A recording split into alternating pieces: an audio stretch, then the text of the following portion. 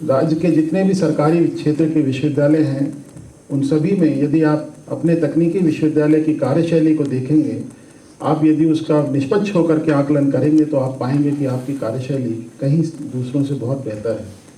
उसके कारण बहुत सारे हैं। उम्र भी एक कारण हो सकती है, व्यवस्था को ठीक से संचालित करना एक कारण हो सकता है, लेकिन इस सब में जो यहाँ का मानव संसाधन है उसकी सबसे महती भूमिका है।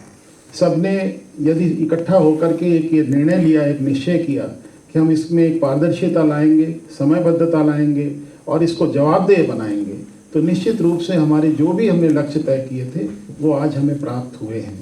आज विश्वविद्यालय की जो पूरी इसकी आधारभूत ढांचा है, इसके आधारभूत ढांचे में एक आमूलचूल परिवर्तन हुआ। विश्वविद्यालय संबद्धकारी विश्वविद्यालय से एक परिसर संस्थान वाला विश्वविद्यालय बना। विश्वविद्यालय के पास अपने 6 परिसर संस्थान हैं। तो यदि भविष्य में कभी भी विश्वविद्यालय की संबद्धकारी व्यवस्था समाप्त भी हो जाएगी, तब भी विश्वविद्यालय के जो 6 परिसर संस्थान हैं वो इस विश्वविद्यालय को जीवित रखेंगे। जब ये निर्णय हुआ था तब मेरे को इस प्रकार के समाचार मिले थे कि बहुत सारे लोगों के अंदर बहुत सारे संशय की स्थिति थी कि कहीं ऐसा ना हो कि ये जो यूनिवर्सिटी का कॉर्पस है, यूनिवर्सिटी के जो रिजर्व्स हैं, उस पे एक हमला हो और वो सारे रिजर्व इन कैंपस इंस्टीट्यूशंस को संचालित करने में खर्च हो जाएं। लेकिन यदि आप आज की स्थिति देखेंगे तो हम लोग इन्वेस्ट जरूर कर रहे हैं, लेकिन इस इन्वेस्टमेंट के साथ साथ में अपनी एक लॉन्जेविटी को भी हमने इंश्योर किया है। जो हमारी एक निरंतरता है, जो हमारी एक लॉन्ग लाइफ है, उसको हमने इंश्योर किया। और नेचर ऑफ इंस्टीट्यूशन बदलना आसान नहीं होता। इसकी जो एक एफिलिएटिंग नेचर से इसको एक कैंपस इंस्टीट्यूशन वाले नेचर में लाना, ये राज्य सरकार की एक सकारात्मक सोच का ही परिणाम है, जो कि 2005 से प्रारंभ, यदि उस समय ही इसके कैंपस इंस्टीट्यूशंस के रूप में इसकी परिकल्पना की गई होती तो शायद ये विश्वविद्यालय राज्य का सबसे समृद्ध और ताकतवर विश्वविद्यालय होता, छात्र संख्या के मामले में भी और आर्थिक संसाधनों के मामले में भी। आप देखते होंगे कि विश्वविद्यालय के पास बिना किसी शासकीय सहयोग के भी जितनी कार्यशैली है उसमें हम लोग कभी भी किसी भी प्रकार के ना तो खर्चे में बहुत कटौती करते हैं और अपने सारे प्रोसेसेस को कंपेरेबल रखे हुए हैं। जो हमारी वीकनेसेस हैं, वीकनेसेस हमारे पास एक टीचर्स की एक परमानेंसी एक बहुत बड़ी वीकनेस है। कर्मचारियों की जो उनकी सर्विस कंडीशंस है, जो उनका स्थायित्व है, वो एक बहुत बड़ी वीकनेस है। लेकिन उसमें विश्वविद्यालय का जो आंतरिक ढांचा है या आंतरिक उसकी जो एडमिनिस्ट्रेटिव सेटअप है, उसकी बहुत भूमिका नहीं हो सकती। समय समय पर इस प्रकार के प्रयास विश्वविद्यालय के स्तर से किए जाते हैं, चाहे वो नियमित शिक्षकों की नियुक्ति का हो या कर्मचारियों के विनियमितीकरण या नए कर्मचारियों की नियुक्ति का हो, वो राज्य सरकार के स्तर पर सितंबर 2022 से लंबित हैं। आपको मालूम होगा कि पहली कार्यपरिषद की बैठक में हमने इस प्रकार का निर्णय लिया था कि विनियमावली में वांछित संशोधन करके विश्वविद्यालय को यह अधिकार दिए जाएं। लेकिन दुर्भाग्य इसकी स्थिति है कि 2 साल से ज़्यादा का समय बीतने के बाद भी उस पर कोई सकारात्मक परिणाम नहीं मिले। मैं इस विषय को जब भी मुझे मौका मिलता है, जिन भी स्तरों पर उठा सकता हूँ, उठाता रहता हूँ और आश्वासन दर आश्वासन मिलते रहते हैं।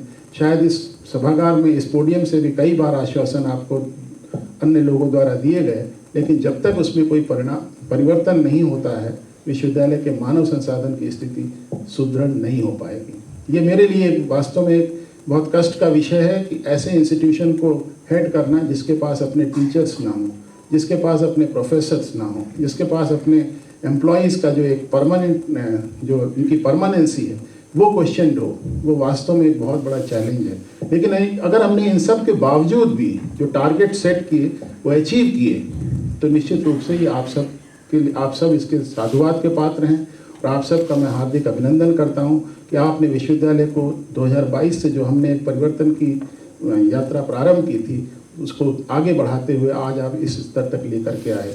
मुझे बहुत खुशी है कि राज्य सरकार ने विश्वविद्यालय के अनुरोध पर एक उप कुल सचिव की एक जो रिक्ति थी उसको भरने का काम किया, तो कम से कम अधिकारियों की श्रेणी में एक और अधिकारी विश्वविद्यालय को मिला। अदरवाइज़ ये बहुत छोटी सी यूनिट है। इस यूनिट में अगर किसी भी प्रकार का इसमें कोई भी कमी होती है तो हमारी जो कार्यशैली है वो अफेक्टेड होती है। अभी आने वाले समय में विश्वविद्यालय को अपनी स्पीड, अपनी जो अब वर्किंग में जो उसकी स्पिरिट है और जो एक सॉल्यूशन देने की जो एक टेंडेंसी है, ना आपको गति रखनी होगी।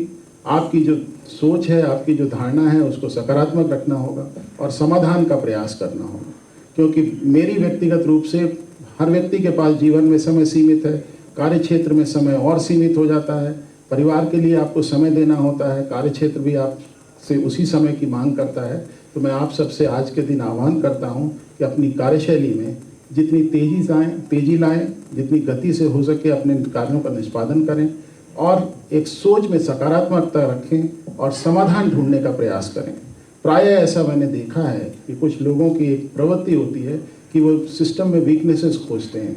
अल्टीमेटली ये आपका हमारा ही सिस्टम है, ये किसी और का सिस्टम नहीं है। अगर इसकी बेहतरी के लिए कुछ हो सकता है और व्यवस्था को थोड़ा हिलाना डुलाना पड़े या उसको ट्वीक करना पड़े तो उसमें हिचकिचाना नहीं चाहिए। ये हम सब के दायित्व है। अदरवाइज भी ये समय तो देखिए तारीख बदलेगी, आज 1 है कल 2 होगी, परसों 3 होगी, ये तारीखें इसी प्रकार बदलती रहेंगी और इन तारीखों में यदि हम प्रतिदिन कुछ अच्छा दे सकें तो देने का प्रयास करना चाहिए। एक जो परसेप्शन बिल्डिंग है, एक जो इसकी इंटरनल जो हार्मोनियस ऑपरेशन है, हार्मोनी इन फंक्शनिंग है, जो एफिशिएंसी है और ओवरऑल एक्सीलेंस का जो हमारा कमिटमेंट है, क्योंकि हम एक सर्विस सेक्टर के इंस्टीट्यूशन हैं, समाज के प्रति हमारी जवाबदेही है, तो हमें उस जवाबदेही जो हमारी समाज के प्रति है उसके अनुरूप साबित भी होना है। ये सिर्फ कहने के लिए नहीं है। जो एम्प्लॉयज़ के वेलफेयर की जहाँ तक की स्थिति है, हम आने वाले समय में निश्चित रूप से कुछ अच्छी कार्य योजना और लेकर के आने का प्रयास करेंगे, ताकि जो आप लोग यहाँ पर आए होंगे, बहुत यंग एज में आए होंगे, अब आपके परिवार बड़े हो गए, बच्चे बड़े हो गए, तो कोशिश करेंगे कि कुछ आपके लिए कुछ वेलफेयर इनिशिएटिव्स और कंसीव किए जा सकें। और जल्दी ही आने वाली जो विश्वविद्यालय की शक्तियाँ हैं उनकी बैठकों में इस प्रकार के कुछ प्रस्ताव लेकर के जाएंगे, ताकि कर्मचारियों की बेहतरी के लिए भले हम आपके वेतन में बहुत वृद्धि ना कर सकें, लेकिन यदि हम आपको कुछ वेलफेयर इनिशिएटिव्स के माध्यम से कुछ दे सकते हैं तो देने का प्रयास करेंगे। इन्हीं शब्दों के साथ मैं आप सबको पुनः नए वर्ष की हार्दिक शुभकामनाएं देता हूं। आप सबका पुनः अभिनंदन, और इसी प्रकार मिलकर के काम करें, विश्वविद्यालय को आगे ले जाएं, ताकि हम सब के अंदर एक गर्व की अनुभूति हो, आपके परिवार को भी गर्व हो। आप सबको पुनः बधाई। धन्यवाद। जय हिंद।